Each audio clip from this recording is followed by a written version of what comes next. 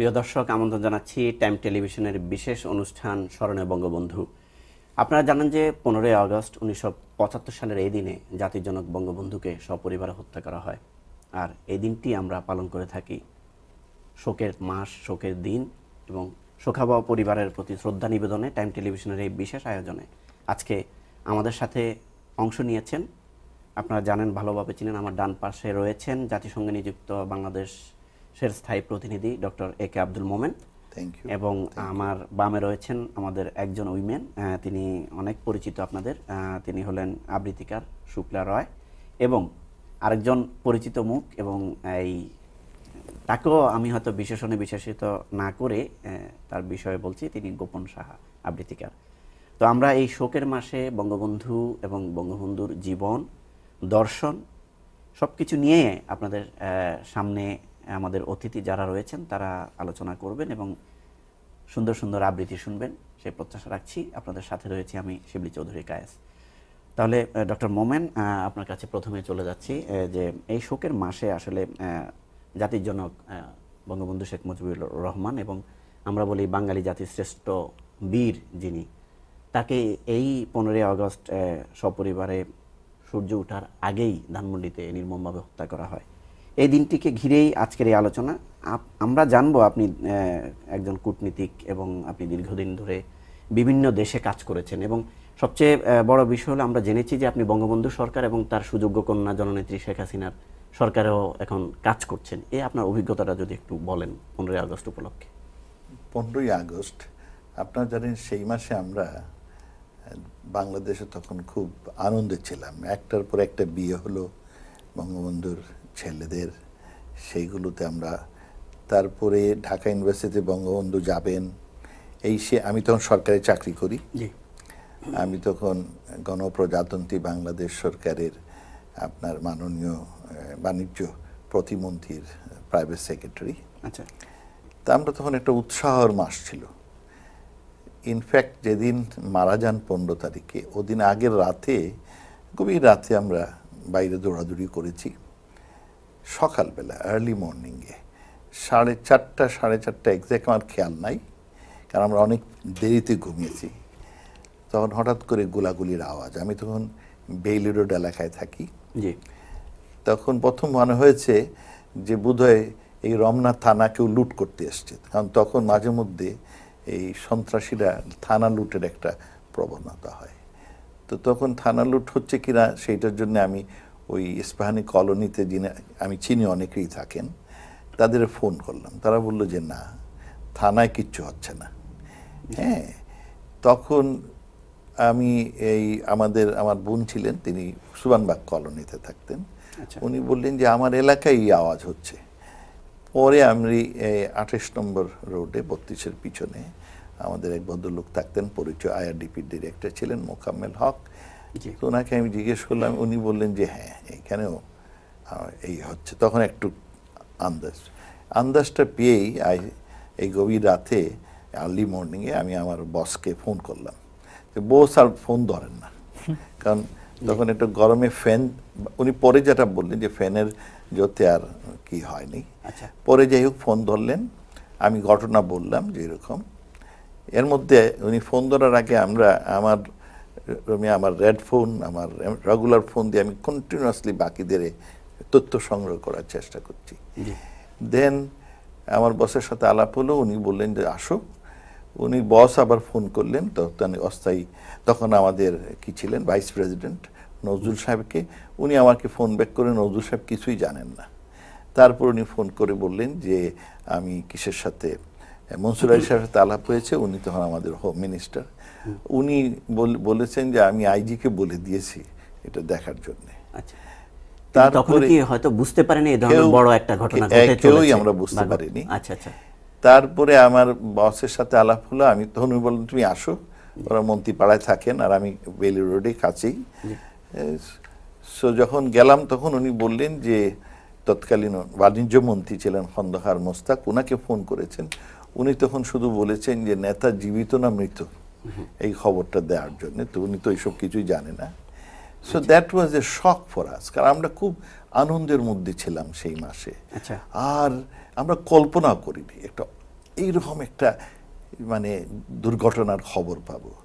আমরা যারা আপনার এই স্বাধীনতার সাথে সম্পৃক্ত, আমাদের কাছে বঙ্গবন্ধু ছিল, বঙ্গবন্ধুকে মৃত্যু শুধু উনাকে মৃত্যু না, ওনার পরিবারের যে 16 জন মৃত্যু, আমাদের মধ্যে মনে হয়েছে আমাদের চেতনা, উৎসাহ, আমাদের আপনার ভবিষ্যৎ সব যেন ধ্বংস হয়ে গেল।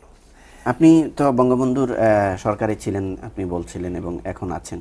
এই যে বঙ্গবন্ধুর কন্যা বা বঙ্গবন্ধুর দেশ শাসন নিয়ে আপনার কাছে জানবো যে বঙ্গবন্ধুকে যারা হত্যা করেছে তারা কিন্তু অনেকেই মুক্তিযুদ্ধে অংশ নিয়েছিলেন, তার মধ্যে বিচারও হয়েছে, অনেকের ফাঁসি কার্যকর হয়েছে। তো এই ঘটনার অবতারণাটা কেন হলো ওই সময়টাতে, এটাকে কিভাবে আমরা তৎকালীন সময় যেটা শুনেছিলাম যে কিছু সংখ্যক ডিসকান্ডল আর্মি অফিসার যারা ওনার খুব ঘনিষ্ঠ ছিলেন, বিপদগামী যারা, হ্যাঁ যারা বিপদগামী, তারা গিয়ে হঠাৎ করে, কিন্তু পরবর্তী যেটা বুঝলাম যে এইটা কিন্তু ওই 6 জনের জনা, এইটার পিছনে একটা বিরাট ষড়যন্ত্র। যারা 71 সালে পরাজিত শত্রু তারা মদত দিয়েছে, তারা সহযোগিতা করেছে, এবং এর মধ্যে দেশি বিদেশিরাও সম্পৃক্ত, এবং তারা একটা প্ল্যান করে এই বঙ্গবন্ধু শোনা বাংলার ভবিষ্যৎ ধ্বংস করার একটা মতলব এটেছে, এবং তারা সেখানে তখন ক্ষণিকের জন্য সাকসেসফুল হয়। তা আমাদের ধারণায় যে এইটা মানে নট অনলি কিলিং বঙ্গবন্ধু, যেমন দেখেন আপনি বঙ্গবন্ধুকে কিল করা ওনাকে করেছে ধানমন্ডিতে, ওনার ভগ্নিপতি যিনি আমার এলাকায় থাকতেন, আপনার এই কিসের নাম সানিয়াবাদ সাহেব, অনেক দূরে এসে করেছে। তারপরেও শেখ মনিকে করেছে গিয়ে আর তার থেকে অনেক দূরে। তো এইটা ভেরি টার্গেটেড ওয়েতে, টার্গেটেড ওয়েতে, হ্যাঁ 16 জন পরিবারে। তারপরে ওনার কি ছিলেন, এর মধ্যে আমি একটা জিনিস ভুলে গেছি, আমি প্রথম এর পরে যখন বুঝলাম যে বঙ্গবন্ধুর উপরে কিছু আক্রমণ, তখন আমি ফরাসউদ্দিন সাহেব ওনার প্রাইভেট সেক্রেটারি ছিলেন, সো আই কলড হিম।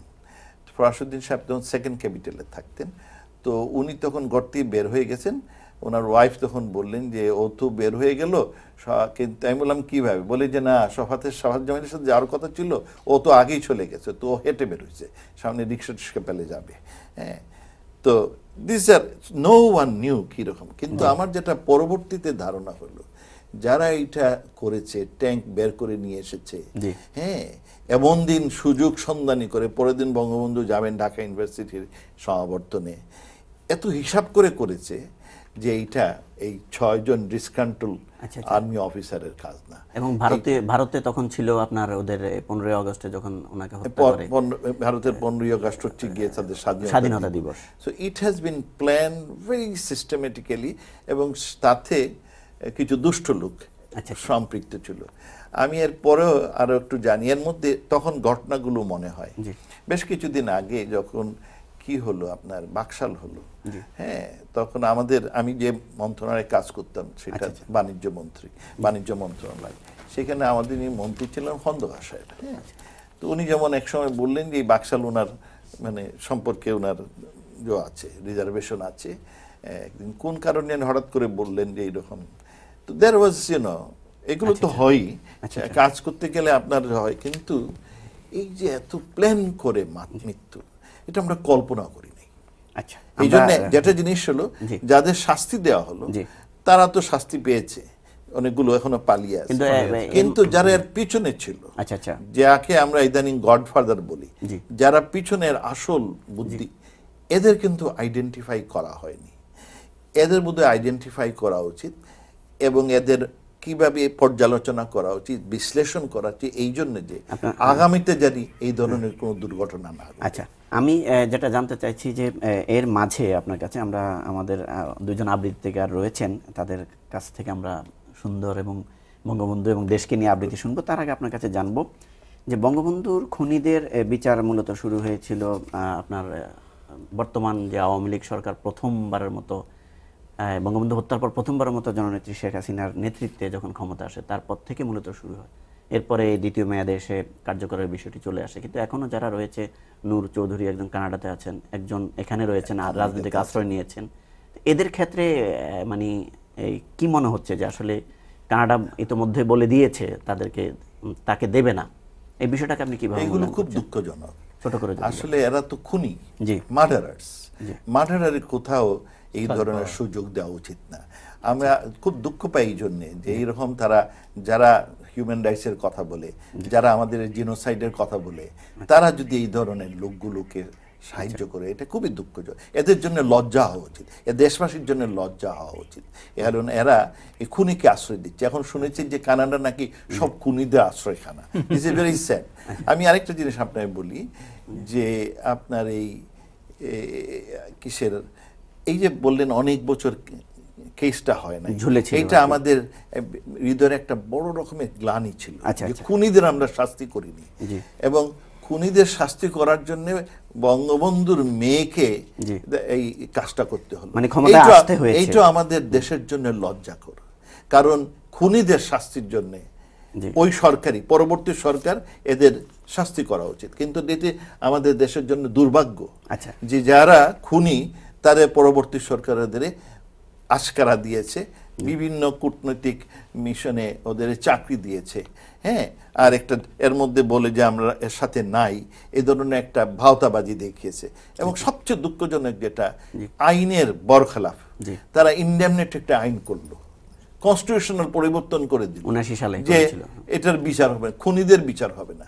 মানে এই ধরনের বর্বরতা দুনিয়াতে আর কোথাও আছে কিনা?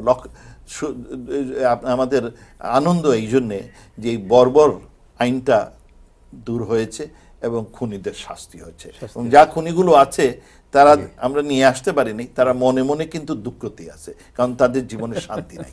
কিন্তু এই যেটা বলা হচ্ছে যে বঙ্গবন্ধুকে যারা খুন করেছে, আপনি বলছিলেন যে তারা একসময় খুব কাছের ছিল এবং পরবর্তীতে আপনার মোশতাক আহমেদ সরকার সহ বর্তমানেও কিন্তু ওই সরকারের যারা সম্পৃক্ততা ছিল অনেকেই বর্তমান সরকারের সাথেও সম্পৃক্ত রয়েছে, দুই একজন থাকে।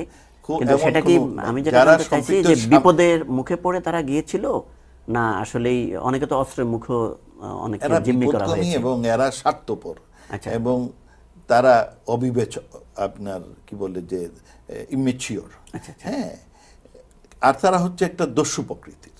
নাহলে এরকম চিন্তা করেন, যিনি আপনার দেশটা দিয়েছেন, যার নাম দিয়ে আমরা স্বাধীনতার যুদ্ধ করেছি, যার ঐতিহাসিক ভাষণ আমাদের অনুপ্রাণ, জয় বাংলা জয় বঙ্গবন্ধু, সেইগুলোর স্লোগানেই তো আমরা আনন্দিত, আমরা উৎসাহ পাই। এবারের সংগ্রাম, আমাদের স্বাধীনতার সংগ্রাম, যে আমাদের একটা আমাদের বাপের মতো।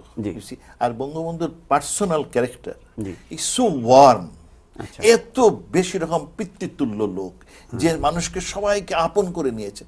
এই লোকটা যখন মারার, এরা তো মানুষ না, এরা অমানুষ যারা মেরেছে, হ্যাঁ। তবে আমার দুঃখ যে এই পিছনের লোকগুলোকে আমরা এখনো আইডেন্টিফাই করতে পারছি না। আপনার কাছে আমরা শুনবো বঙ্গবন্ধু ব্যক্তি হিসেবে কেমন ছিলেন, রাষ্ট্রনায়ক এবং স্বাধীনতার যে স্বপ্নদ্রষ্টা, তার বাইরে ব্যক্তি হিসাবে বঙ্গবন্ধু কেমন ছিলেন। আমরা ছোট্ট একটা বিজ্ঞাপন বিরতিতে যে তারপরে ফিরে কবিতা শুনবো, তারপরে আপনার কাছে শুনবো আমরা বঙ্গবন্ধুর বিষয়। প্রিয় দর্শক, আমরা ছোট্ট একটা বিজ্ঞাপন বিরতিতে যাচ্ছি। আমাদের টাইম টেলিভিশনের বিশেষ আয়োজন 15 আগস্ট উপলক্ষে স্মরণে বঙ্গবন্ধু এবং ঐতিহাসিক সেই কালো দিবস নিয়ে আমরা কথা বলছিলাম। আমাদের আজকের অতিথি রাষ্ট্রদূত একে আব্দুল মোমেন। আমরা বিরতির পর আবারও ফিরে আসছি। আপনারা কোথাও যাবেন না, আপনারা শুনবেন এবং আপনারা জানবেন আমাদের মুক্তিযুদ্ধের প্রকৃত ইতিহাস। সে পর্যন্ত অপেক্ষা করুন।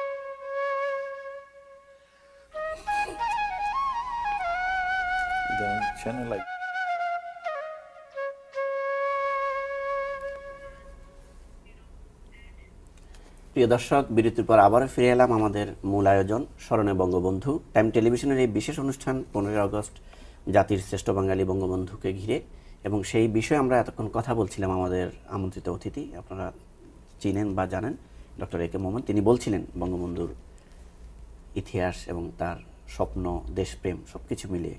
তা আমরা এই শুধু স্মরণে বঙ্গবন্ধু এই অন্তরে রেখেই এটাকে প্রমাণ করলে হবে না, আমরা এটা কাজে এবং কর্মের মধ্য দিয়ে পুরো দেশকে আরও এগিয়ে নিতে হবে, সেই প্রত্যাশা রেখেই আমরা এখন চলে যাচ্ছি আমার বামে যারা রয়েছেন দুজন অতিথি, আবৃত্তিকার এবং প্রখ্যাত আবৃত্তিকার গোপন সাহা। আমি প্রথমে তার কাছে যাচ্ছি। গোপন সাহা, আপনাকে আবারও স্বাগত জানিয়ে আমি প্রথমে বঙ্গবন্ধুর উপলক্ষে 1 মিনিট একটু বলে, আপনি কি জানেন, কেমন চিন্তা করেন, বঙ্গবন্ধুর আদর্শকে কিভাবে আপনি ধারণ করেন, সেই বিষয়টা যদি একটু আমাদের দর্শকদের উদ্দেশ্যে বলেন আপনি।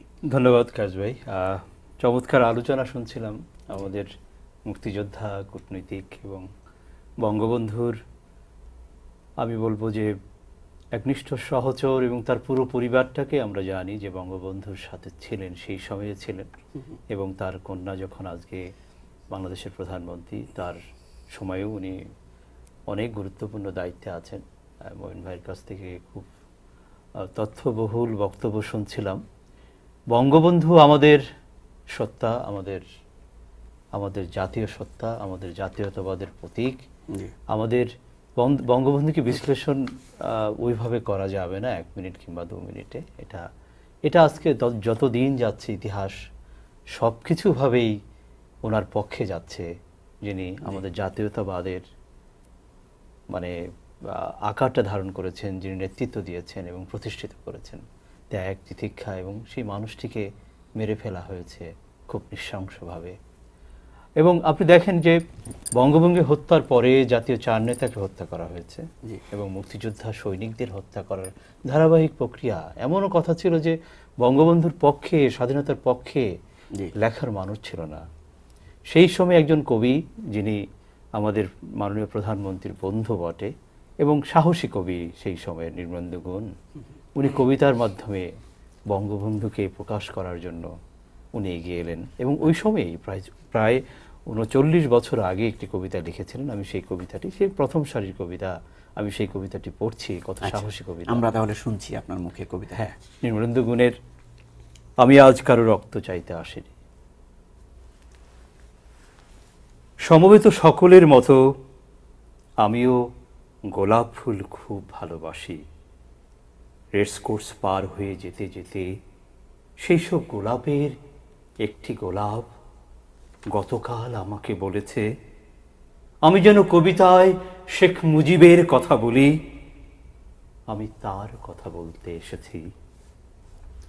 শহীদ মিনার থেকে খসে পড়া একটি রক্তাক্ত ইট গতকাল আমাকে বলেছে, আমি যেন কবিতায় শেখ মুজিবের কথা বলি, আমি তার কথা বলতে এসেছি। সমবেত সকলের মতো আমিও পলাশ ফুল খুব ভালোবাসি।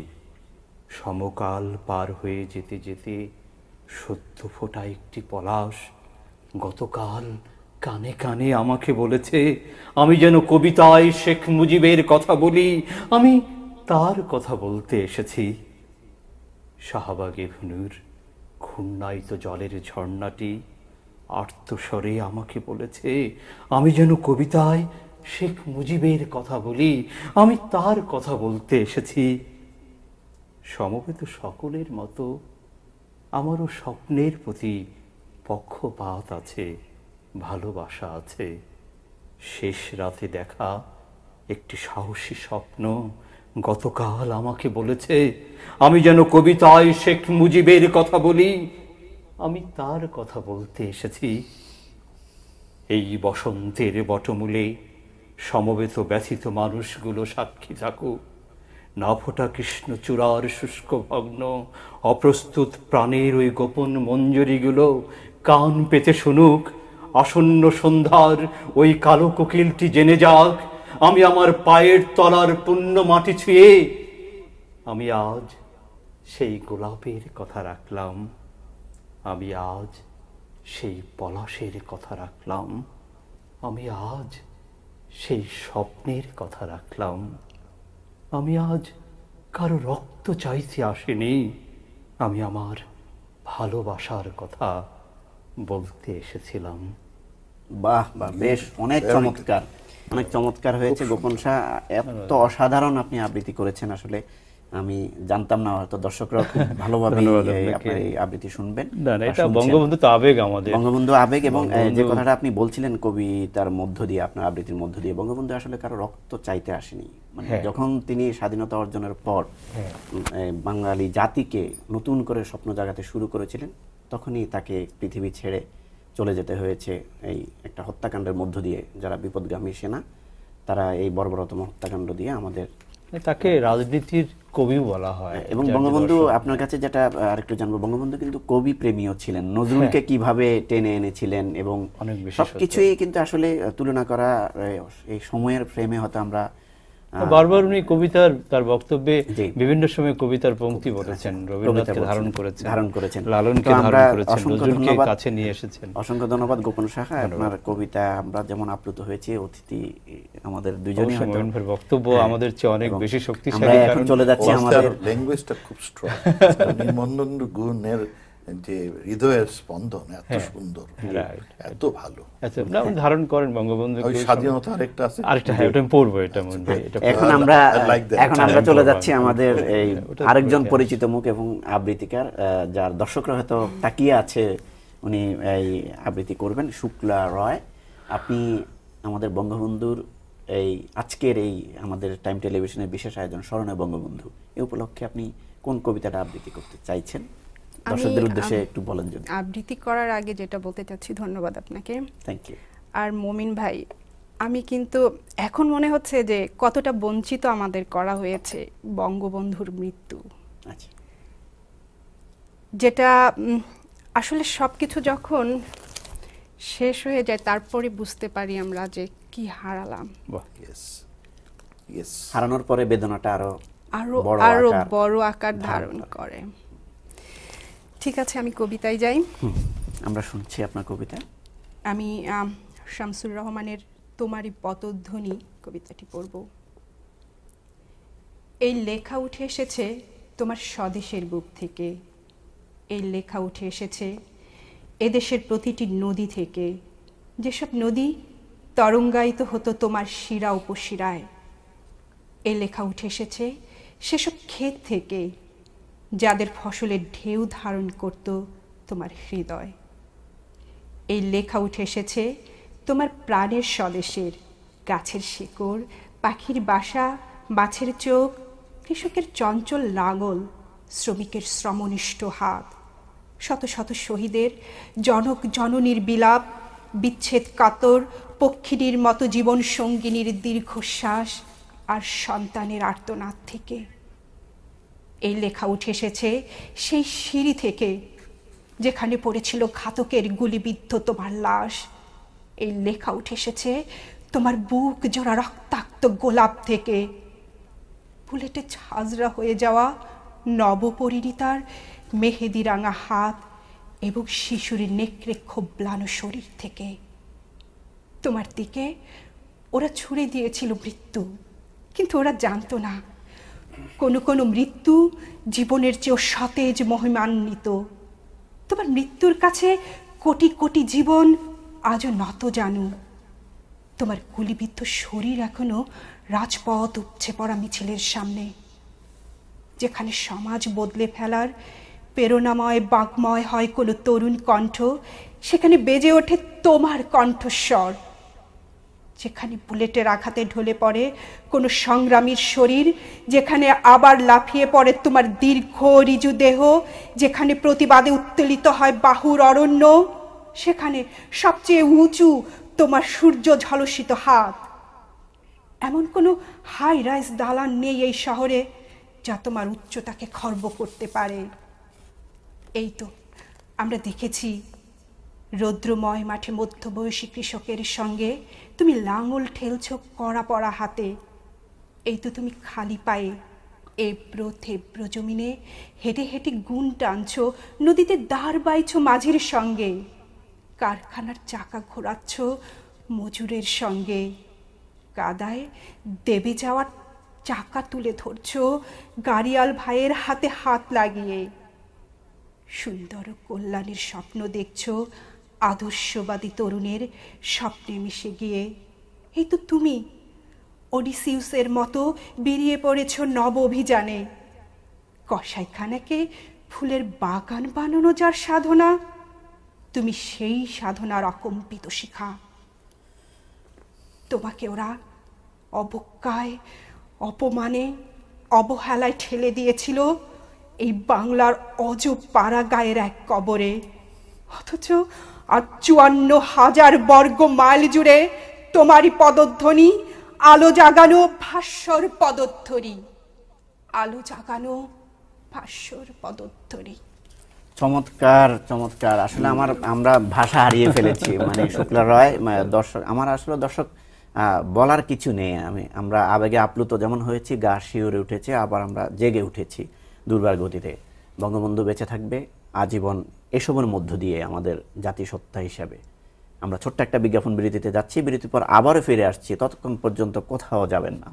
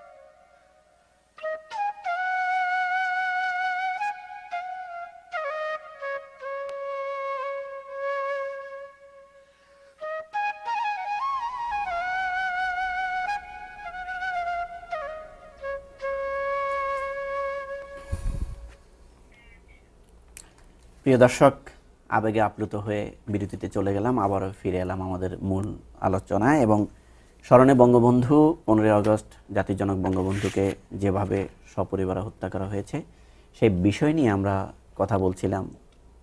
আলোচনার মধ্য দিয়ে, আবৃত্তির মধ্য দিয়ে বঙ্গবন্ধুকে আমরা হয়তো কিছুক্ষণের জন্য হলেও স্মরণ করতে পেরেছি। আপনারা আমাদের অনুষ্ঠান দেখছেন, এজন্য আপনাদেরকে ধন্যবাদ জানিয়ে আবারও শুরু করছি।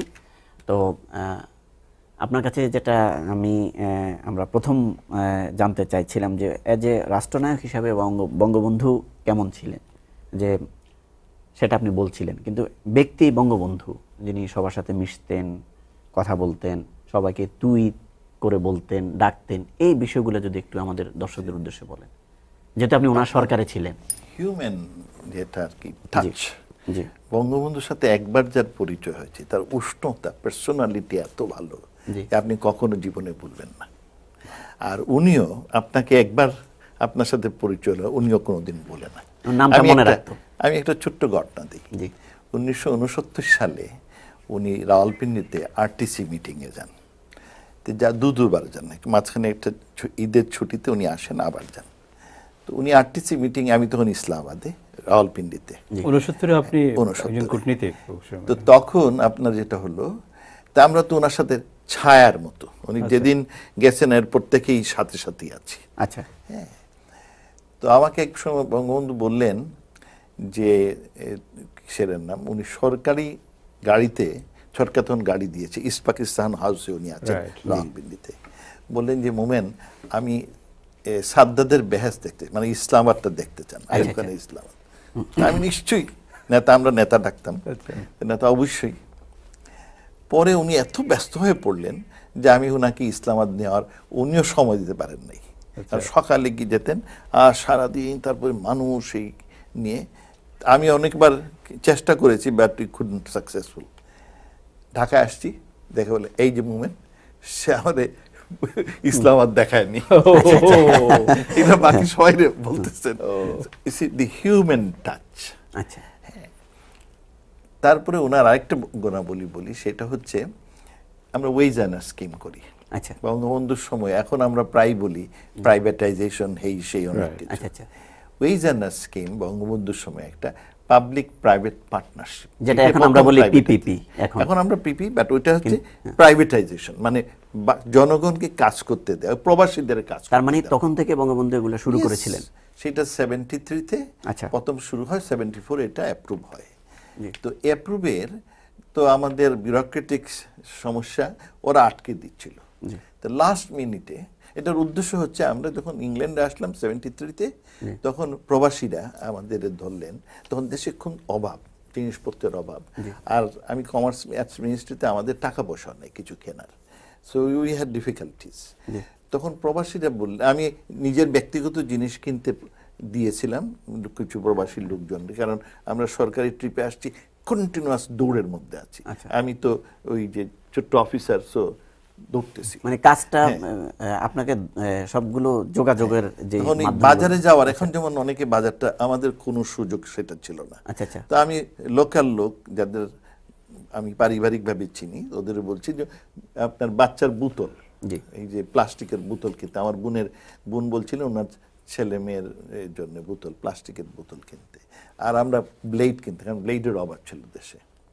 তো আমি একজনকে দিয়েছি, তো উনি একটা প্যাকেট কিনতে দিয়েছি, হ্যাঁ, কিন্তু উনি নিয়ে আসছেন একটা পুরা শীট, সেটাতে আপনার এই 15টা শীট, আচ্ছা, মানে এই 15টার একটা কি। তা আমি ভাবছি অনেক দাম বোধ হয়, তাই বলছেন অত বেশ দাম হবে। তো উনি বললেন যে না, এটা 1 পাউন্ড। আচ্ছা। আর তখন আমরা কিন্তু দেশে এই ব্লেড কিনতে 4 টাকা, আমাদের তখন এক্সচেঞ্জ রেট ছিল 18 টাকায় 1 পাউন্ড। আচ্ছা। তখন উনি যখন বললেন, যাই বললাম তাইলে এইটা তো অত সস্তা, আর বোতল যেগুলো 6টা বোতল নিয়ে আসছেন, তা আমি ভাবছি অনেক দাম। উনি বলে এইগুলো 6 পেন্স করে। আচ্ছা, 36 পেন্স, 1 পাউন্ডও না। মানে উনি সবার জন্য নিয়ে আসছেন? না, আমার জন্য। আপনার জন্য? আমি ওনাকে, যদি আমার একজন উনি রেস্টুরেন্ট মালিক, ওনাকে আমি, কারণ আমরা তো যেতে পারি না দোকানে, তো ওনাকে বলছি, আমি চিনিও না, নতুন ইংল্যান্ডে আসছি, সো ইট ওয়াজ ডিফারেন্ট। আমাদের সরকার রেখেছে হোটেলে, বাট মানুষ আর মানুষ। আচ্ছা। সো তখনই ওনারা বললেন যে তোমরা যদি অ্যালাউ করো এটা দেশে নিয়ে যেতে, তাহলে আমরা সুটকেস ভরে নিয়ে যাব, আর আমাদের আসা যাওয়ার পয়সা উঠবে, তোমাদেরও লাভ। আচ্ছা। ইট স্ট্রাইক মি, আমার কাছে এটা খুব পছন্দ হয়েছে। পরবর্তীতে এইটার উপরে কাজ করে আমরা ঠিক করলাম যে প্রবাসীরা তাদের নিজের আয় দিয়ে দেশে এই ধরনের 4টা আইটেম, এই ব্লেড, দুধের বোতল, এগুলো আমরা 4টা, কিন্তু ব্যুরোক্রেসি আটকায় দিল কিছু। লাস্টে বঙ্গবন্ধুর কাছে যাওয়া হলো, আমার বস এবং আরো 8 জন এমপি একসাথে গেলেন। বঙ্গবন্ধু বসেছিলেন এই কিসের পানির ধারে, পুকুরের পাশে। তখন সবাই একসাথে বসছে, আমি পিছনে। তো বঙ্গবন্ধু জিজ্ঞেস করলেন যে, আমার বসের নাম ছিল দিওয়ান ফরিদ গাজী, তখন দেওয়ান সাহেব একটা কি নিয়ে আসছে। যিনি এমপি ছিলেন, উনি এমপি ছিলেন, উনি প্রতিমন্ত্রী ছিলেন, উনি আঞ্চলিক প্রশাসক ছিলেন ইন্ডিয়াতে যখন, তখন উনি আঞ্চলিক প্রশাসক। 4টা ভাগে 4 জন বেসামরিক আঞ্চলিক প্রশাসক। তখন আমার বস বললেন যে উনি বললেন তুমি কি চাও? তাই আমি বললাম যে এইটা হইলে বাচ্চার দুধ আনা যাবে, কুড়া দুধ। তো বললেন শিশুদের জন্য দুধ আনবে, তো এইটা কেন হচ্ছে না? সি দিয়ে ইমিডিয়েটলি আমরা বলছি যে বাচ্চাদের দুধের জন্য, ইমিডিয়েটলি ওনার রিয়াকশনটা হলো যে বাচ্চাদের জন্য দুধ আনবে, তাহলে কেন আটকাচ্ছে? সো হি হ্যাজ এ মানে so much sensitivity toward children, দ্রুত সিদ্ধান্ত নিয়ে নিতে পারে। তখন বলেন যে ফরাসউদ্দিন ওনার পিএস ছিলেন, ফরাসকে ডাকলেন, বললেন যে সেক্রেটারিকে, আমরা আগে সেক্রেটারি নুরুল ইসলাম সাহেব বরিশালের ভদ্রলোক ছিলেন, উনি আটকেছিলেন, তো উনাকে আগে থেকে আমরা করে রেখেছি। তো উনি এসে বললেন যে গাজী যাতে দেওয়ান সাহেব এটা দিয়ে দেন, and that worked out very well পরবর্তীতে। আমি যেটা বলতে চাচ্ছি যে ওনার এই সেনসিটিভ মাইন্ড টুয়ার্ডস শিশু, এদের উপকারের জন্য, পরবর্তী প্রজন্মের জন্য। আরেকটা অনেকগুলো ঘটনা আছে পরপর বিভিন্ন সময়, বাট উনি একটা বাস্তববাদী হিউম্যান বিং এবং একটা খাঁটি বাঙালি, খাঁটি বাঙালি। এবং যে জিনিসটা আমার সবচেয়ে যুদ্ধের সময়, আমাদের এই মুক্তিযুদ্ধের সময় বন্দী শেখ মুজিব ছিলেন মোর পাওয়ারফুল দেন মুক্ত। আর ইদানিং মৃত আমাদের বঙ্গবন্ধু আরো শক্তিশালী। আমাদের জন্য আরো উৎসাহ। আচ্ছা, এটার সাথে আমি অসাধারণ বিশ্লেষণ একটু যোগ করব। আপনি যে কথাটা বললেন যে বন্দী বঙ্গবন্ধু শেখ মুজিবুর রহমান ছিলেন অনেক শক্তিশালী মুক্ত থেকেও, বর্তমানে আরো শক্তিশালী। কিন্তু আপনি যেহেতু যুক্তরাষ্ট্রে দীর্ঘদিন ধরে বসবাস করছেন, সরকারের হয়ে কাজ করছেন এবং আপনি শিক্ষকতাও করেছেন, আমরা যতটুকু জানি। তো আমরা জানি যে উসুর মরু ধূসর বুকে যদি একটি মানুষ গড়ো, একটা মানুষ মানুষ করা তার চেয়ে অনেক বড়। শিক্ষকরা হলো তাই। তো এই যে আপনি যুক্তরাষ্ট্রের এটাও স্বাধীন হয়েছে ব্রিটিশদের হাত থেকে। জর্জ ওয়াশিংটন এখানকার ফাদার অফ দ্য নেশন, জাতির পিতা। এই জর্জ ওয়াশিংটন আর আমাদের বঙ্গবন্ধুর মধ্যে পার্থক্যটা কোথায়? আমেরিকার স্বাধীনতা এসেছে একটা যুদ্ধের মাধ্যমে, আচ্ছা, রেগুলার ওয়ার। আর জর্জ ওয়াশিংটন উনি বড় জমিদার ছিলেন, তারপরে প্রথম উনি ব্রিটিশ আর্মিতে জয়েন করার অনেক চেষ্টা করেছেন, ওনাকে বারবার রিজেক্ট করেছে। তারপর যখন যুদ্ধ শুরু হয়েছে লিবারেশন ওয়ান, উনি জয়েন করেছেন। বঙ্গবন্ধু আর ওয়াশিংটনের মধ্যে আকাশ পাতাল তফাৎ। তবে ভালো জিনিস হচ্ছে গিয়ে জর্জ ওয়াশিংটন ওনাকে যখন প্রথম তারা রাজা বানাতে ছিল তিনি রিফিউজ করলেন, বিকজ এইটা একটা মানে স্ট্রং পার্সোনালিটি, তার লোক ছিল না, তার লোক ছিল না। আর বঙ্গবন্ধু হচ্ছেন এমন একটি জিনিস যে একটা অশিক্ষিত আপনার বাই অ্যান্ড লার্জ কি সে পলিটিক্যালি নন কনসাস একটা সমাজকে একেবারে নিচের থেকে উঠে নিয়ে আসছেন। আমাদের জীবনে আপনার এই যে আত্মচেতনা, আত্ম অধিকারের স্বাধিকারের চেতনা, এই এক বদ্ধ লোক উঠে তুলে আসছেন। সেইখান থেকে দেশটাকে গড়ে তুলেছেন বছরের পর ত্যাগ তিতিক্ষা করে। আস্তে দেশটাকে একটা শক্তি গ্রানাইট পাথর মধ্যে শক্ত শব্দ সবল কঠিন একটা করেছেন। করে কি আমাদের স্বাধীনতা এসেছে আপনার অস্ত্র দিয়ে নয়। ওয়াশিংটনের যুদ্ধ এসেছে হয়েছে স্বাধীনতা অস্ত্র দিয়ে। আমাদের আসে দুজনের মধ্যে আকাশ পাতাল তফাৎ। আরেকটা জিনিস আমি এখানে বলবো, বঙ্গবন্ধু এরা ব্রিটিশ থেকে মুক্ত হওয়ার চেষ্টা করেছে, সেখানে আমাদেরও কিছু কন্ট্রিবিউশন আছে। I will tell you that. কিন্তু যেটা হচ্ছে গিয়ে, কারণ আমাদের কন্ট্রিবিউশন আমি এই জন্য অনেকেই জানে না যে আমেরিকার স্বাধীনতার প্রেক্ষিতে বেঙ্গলের অনেক ইন্ডিয়ার অনেক কন্ট্রিবিউশন। এই জন্যে যখন আপনার ব্রিটিশরা দুইটা যুদ্ধ শুরু করলো, একটা আমাদের বেঙ্গলে ভারতবর্ষে আর আরেকটা শুরু করলো এই আমেরিকায় এবং ক্যারিবিয়ান গুলো। এইখানে যখন দুই জায়গায়, একটা পশ্চিমে একটা ইস্ট একটা ওয়েস্টের যুদ্ধ শুরু হলো, তখন ব্রিটিশ পার্লামেন্ট বারবার আলোচনা করলো যে দুটো যুদ্ধ তো কি করা যাচ্ছে না, ম্যানেজ করা যাচ্ছে না। তারা বিভিন্ন রকম ট্যাক্স বাড়ালো, টির উপর ট্যাক্স বাড়ালো। হ্যাঁ, তখন টি অনেক আসতো, এই জন্য ওই টি পার্টি হয়েছে। No taxation without representation movement শুরু হলো। এইসব বাড়ালো তারা। তখন আপনার উইলিয়াম পিট প্রাইম মিনিস্টার ছিলেন ব্রিটিশ, উনি তখন একটা কমিটি তৈরি করে দিলেন যে তোমরা চিন্তা করো যে দুইটা যুদ্ধ আমরা কি চালাতে পারবো। ফাইনালি কমিটি বলল যে দুইটা যুদ্ধ চালানো যাবে না। তখন তাদের বলা হলো যে তোমরা কোনটা চয়েস করো। ব্রিটিশ পার্লামেন্ট তখন ঠিক করলো যে তখন এই ইউএস এবং ক্যারিবিয়ান থেকে আমেরিকান মানে ব্রিটিশরা মাত্র 400,000 পাউন্ড স্টার্লিং পেত, অনলি 400,000 পাউন্ড স্টার্লিং পেত। আর তারা ভারতবর্ষ থেকে মানে ইন্ডিয়া থেকে বেঙ্গল থেকে 40 মিলিয়ন পাউন্ড স্টার্লিং পেত, 100 গুণ ওই সময়। তখন ওরা বলল যে তুমি ইন্ডিয়াকে রাখো আর এই ক্যারিবিয়ান কলোনিজ ছেড়ে। এই জন্য আমি বলি আমেরিকার স্বাধীনতার পিছনে আমার তখন উইলিয়াম পিট দ্য জুনিয়র, যিনি ওনার নাতি ছেলে না নাতি যখন প্রাইম মিনিস্টার হলেন 1776-এ, তখন উনি আমেরিকাকে স্বাধীনতা দিলেন। সো আমি going back to George Washington, great man, কিন্তু বঙ্গবন্ধু তো দুটো আনকম্পারেবল। মানে এটার সাথে আসলে আপনি যেভাবে বলছেন নতুন একটা ইতিহাস হয়তো আমাদের দর্শক জানলো যে বাংলাদেশ স্বাধীন হওয়ার আগে আমেরিকা এবং ব্রিটিশ ভারত এই জিনিসগুলো হয়তো আপনি নতুন করে তুলে। এখানে আরেকটু বলি, 200 বছর পরে আমাদের স্বাধীনতা সংগ্রামে আমেরিকান সরকার যদি আমাদের অপোজে ছিল, বাট এদেশের জনগণ আমাদের পক্ষে ছিল। আপনাকে অসংখ্য ধন্যবাদ। আমরা ছোট্ট একটা বিজ্ঞাপন বিরতিতে যাচ্ছি। দর্শক, আমরা ছোট্ট একটা বিজ্ঞাপন বিরতিতে যাচ্ছি। বিরতির পর আবারও ফিরে আসছি মূল আলোচনা, এবং আমাদের রয়েছে দুজন খুব নামকরা আবৃত্তিকার, তাদের আবৃত্তি শুনবো। অপেক্ষা করুন।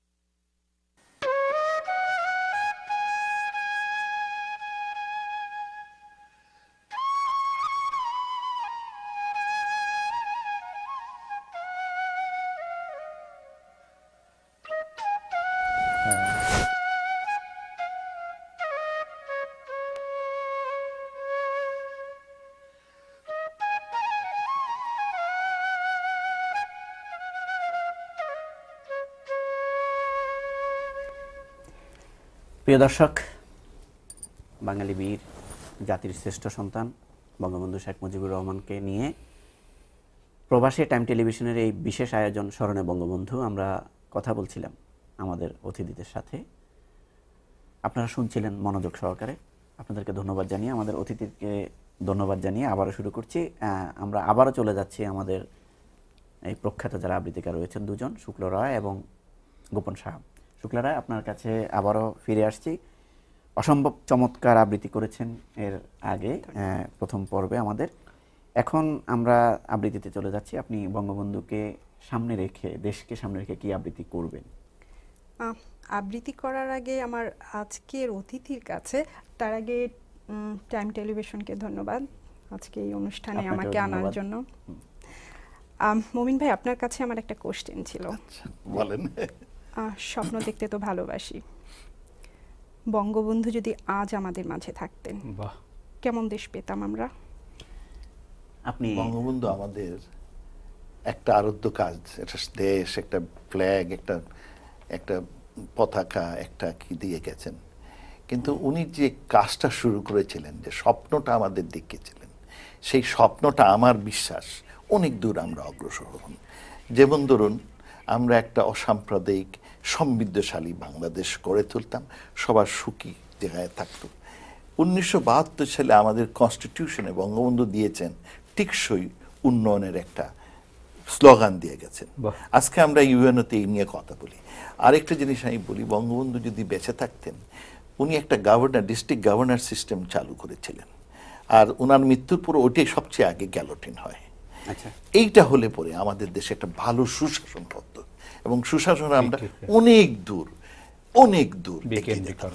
আচ্ছা, এই শুক্লা রায়ের সাথে আমি যেহেতু জানতে চাইছি কেমন বাংলাদেশ পেত, যে বঙ্গবন্ধুকে আমরা একদিনে স্মরণ করি, 26শে মার্চ, 16 ডিসেম্বর অথবা 15ই আগস্ট। এর বাইরে স্মরণ যেটা করি সেটা রাজনীতির কারণে করি, কিন্তু বঙ্গবন্ধু তো বঙ্গবন্ধু, কোনো কিছুর সাথে তুলনা হয় না।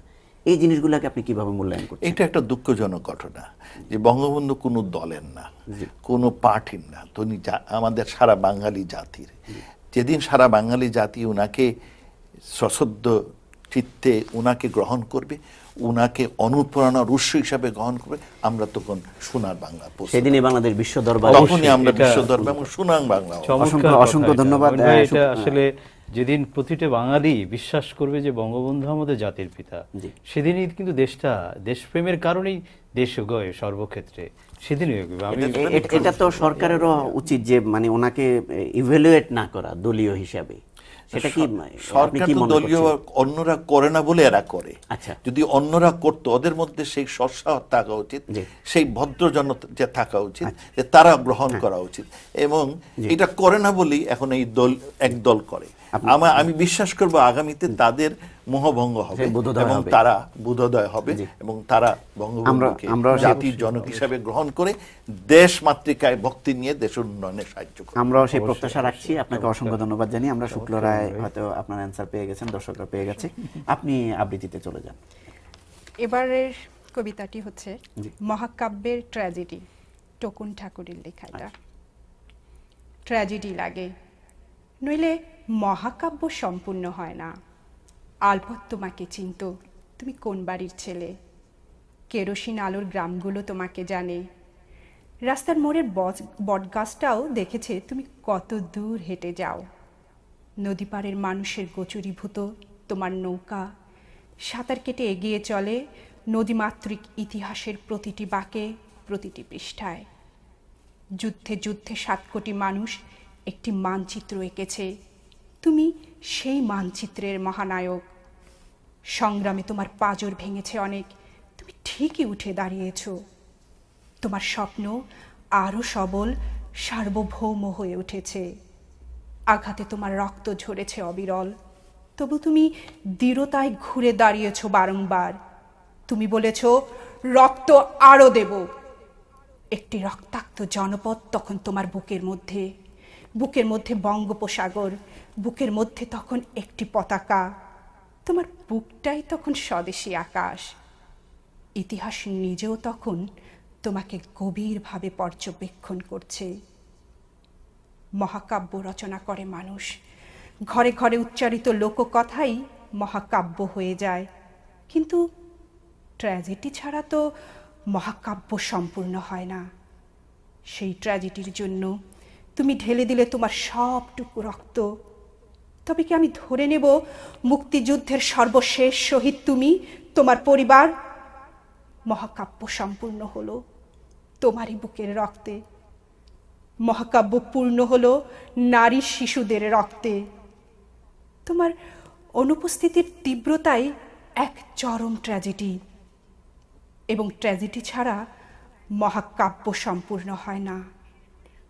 প্রত্যেক দিন স্বপ্ন দেখি আমাদের কেউ দাবায়া রাখতে পারবা না। স্বপ্ন ছাড়া বেঁচে থাকা যায় না, যেমন সন্তান ছাড়া মা হয় না, জঙ্গল ছাড়া বাঘ হয় না, মাঠ ছাড়া ধান হয় না, জলবিহীন মাছ হয় না। তুমি ছাড়াও বাংলাদেশ হয় না, তুমি ছাড়া বাংলাদেশ হয় না। চমৎকার, অসম্ভব সুন্দর সুন্দর। আপনাকে আবারও ধন্যবাদ জানাচ্ছি আজকের অনুষ্ঠানে অংশ নেওয়ার জন্য।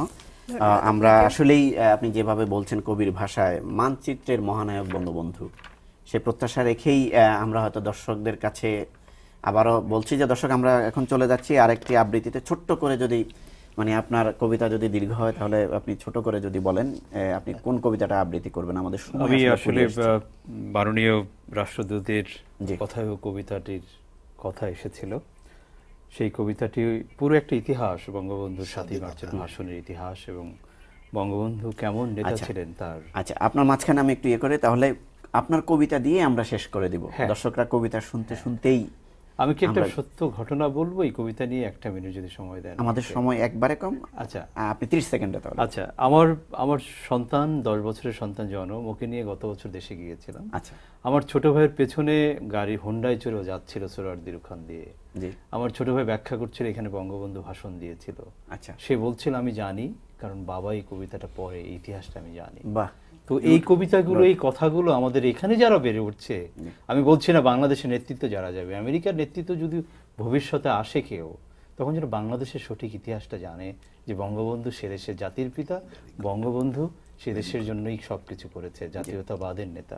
তো পড়ছি সেই কবিতাটি। আমি আপনার কবিতা দিয়ে আমরা শেষ করবো, তার আমি একটু দর্শকদের থেকে বিদায় নিয়ে নিচ্ছি। আপনার কবিতা দিয়ে আমরা বিদায় নিব। আপনাদের সবাইকে অসংখ্য, প্রথমে আমি ধন্যবাদ জানাচ্ছি আমাদের স্থায়ী প্রতিনিধি রাষ্ট্রদূত ডক্টর এ কে মোমেন, আপনি আপনার বিশ্লেষণধর্মী মতামত তুলে ধরার জন্য। শুক্লা রায়, আপনাকে ধন্যবাদ। গোপন শাহ, আপনি তো শেষ করবেন। দর্শক, আমরা কথা বলছিলাম, আমরা স্মরণে বঙ্গবন্ধু টাইম টেলিভিশনের এই বিশেষ আয়োজন, প্রবাসী এবং বাংলাদেশে যারা প্রবাসী রয়েছেন, মূলধারার সাথে প্রবাসী বাংলাদেশিদের সেতু বন্ধনে কাজ করে যাচ্ছে টাইম টেলিভিশন। সেই প্রত্যাশা রেখে বাংলাদেশের সংস্কৃতি, কৃষ্টি, কালচার তুলে ধরতে আমাদের এই ক্ষুদ্র প্রয়াস স্মরণে বঙ্গবন্ধু। আপনারা সবাই ভালো থাকবেন, সুস্থ থাকবেন এবং টাইম টেলিভিশনের সঙ্গে থাকবেন, এই প্রত্যাশা রেখে বিদায় নিচ্ছি আমাদের গোপন শাহর কবিতার মধ্য দিয়ে। আল্লাহ হাফেজ। স্বাধীনতা এই শব্দটি কিভাবে আমাদের হলো? কবি নির্মলেন্দু গুণ। একটি কবিতা লেখা হবে, তার জন্য অপেক্ষার উত্তেজনা নিয়ে লক্ষ লক্ষ উন্মত্ত অধীর ব্যাকুল বিদ্রোহী শ্রোতা বসে আছে ভোর থেকে জনসমুদ্রের উদ্যান সৈকতে। কখন আসবে কবি, কখন আসবে কবি? এই শিশু পার্ক সেদিন ছিল না, এই বৃক্ষে ফুলে শোভিত উদ্যান সেদিন ছিল না, এই তন্দ্রাচ্ছন্ন বিবর্ণ বিকেল সেদিন ছিল না। তাহলে কেমন ছিল শিশু পার্কে, বেঞ্চে, বৃক্ষে, ফুলের বাগানে ঢেকে দেওয়াই ঢাকার হৃদয় মাঠখানি? জানি সেদিনের সব স্মৃতি মুছে দিতে হয়েছে উদ্ধত কালো হাত। তাই দেখি কবিহীন এই বিমুখ প্রান্তরে আজ কবির বিরুদ্ধে কবি, মাঠের বিরুদ্ধে মাঠ, বিকেলের বিরুদ্ধে বিকেল, উদ্যানের বিরুদ্ধে উদ্যান, মার্চের বিরুদ্ধে মার্চ। হে অনাগত শিশু, হে আগামী দিনের কবি, শিশু পার্কের রঙিন দোলনায় দোল খেতে খেতে তুমি একদিন সব জানতে পারবে। আমি তোমাদের কথা ভেবে লিখে রেখে যাচ্ছি সেই শ্রেষ্ঠ বিকেলের গল্প। সেদিন এই উদ্যানের রূপ ছিল ভিন্নতর, না পার্ক, না ফুলের বাগান, এসবের কিছুই ছিল না। শুধু একখণ্ড অখণ্ড আকাশ যেরকম, সেরকম দিগন্ত প্লাবিত ধুধু মাঠ ছিল দুর্বাদলে ঢাকা, সবুজে সবুজময়। আমাদের স্বাধীনতা প্রিয় প্রাণের সবুজ এসে মিশেছিল এই ধুধু মাঠের সবুজে। কপালে কবজিতে লাল শালু বেঁধে এই মাঠে ছুটে এসেছিল কারখানা থেকে লোহার শ্রমিক। লাঙল জোয়াল কাঁধে এসেছিল ঝাঁক বেঁধে উলঙ্গ কৃষক। পুলিশের অস্ত্র কেড়ে নিয়ে এসেছিল প্রদীপ্ত যুবক।